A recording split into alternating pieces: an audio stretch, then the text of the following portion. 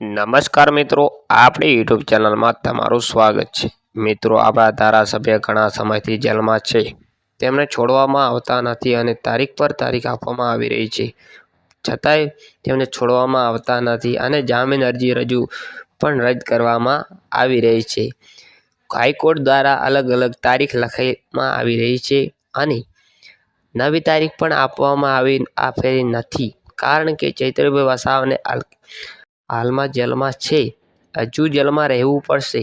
પણ સોશિયલ મીડિયામાં માધ્યમથી સમાચાર એવા મળી રહ્યા છે કે ચૈતરભાઈ વસાવાને છોડાવવા માટે કેજરીવાલ આવશે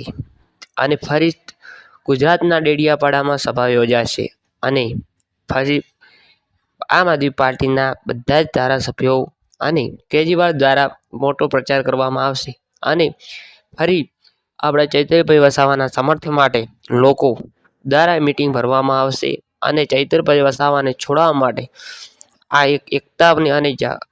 રેલીનું આયોજન કરવામાં આવશે, જેથી આપણે ચૈતરભાઈ વસાવા જલ્દી જેલની બહાર આવી જાય અને સરકારનો સતત વિરોધ કરે તેના માટે।